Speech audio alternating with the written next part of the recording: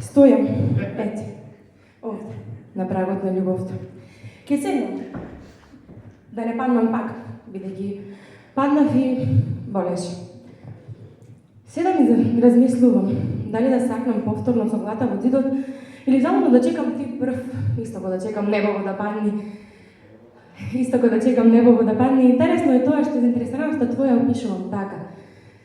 Лупам нешто малце, заинтересираноста твоја да направиш нешто, тоа на тоа мислам. Инаку ако некој знаеше се за мене, тоа беше ти. Иако никогаш не бевме заедно, иако некои работи јас за себе не ги знаев. Јас никогаш не јадев утрома пеперуни, ми стана омилена пица или па не пиев ни кока-кола, па ни алкохол, па сега пијам и јегер и кока-кола. Така е, тоа е.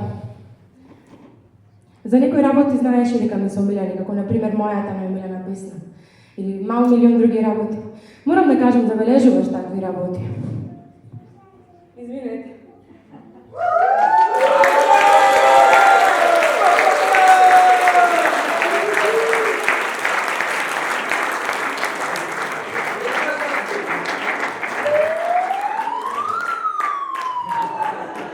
Ама не сакаш, признај, не сакаш да направиш ништо.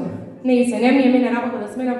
Тоа што мене не ми штима кај тебе, оти може би тебе те штима, не знам за тоа, ама знам. Знам дека не сакаш да направиш промена во себе си. Сакам да те сменам. Ако ме прашаш да сакам да те воведам во некој нов свет, некој кој баш не мислам дека го имаш ти одено. Ама ти тоа не ќе да го сакаш. Ти сакаш веќе сервирано по можност голднато, ти само да се осетиш најаден.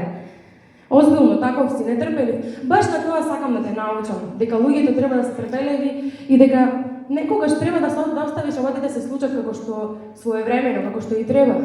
И исто така, треба некогаш да сакнеш со главата во зидот да се подобри начинот на мислење. Мислиш дека некогаш би да се јакнеш со главата во зид најнормално? Јас не мислам искрено. Знам дека не би. Не се, тоа секој лончев има своје капачи, ама ти си гезви.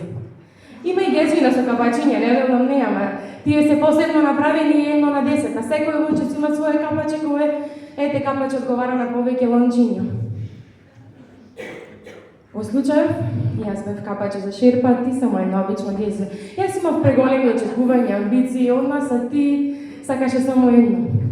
И јас сакав само едно, сакав да ми ја размачка шминката, јас мислев Карменет ти свати маскарата, ама не се битно со очи ме се облече, да знаеш најубаво гледаш кога си заљубен. Имаше желба ти напишам с неме, еве го кажувам пред сите, ти напишав и книга, ти пишуваме втора, ќе ти напишам и трета најверојатно. А мене, драги луѓе, желба ми е да ми кажете дали се уште ме гледа со истиот сјај во очите како тогаш. Иако однапред знам, одговорот е не.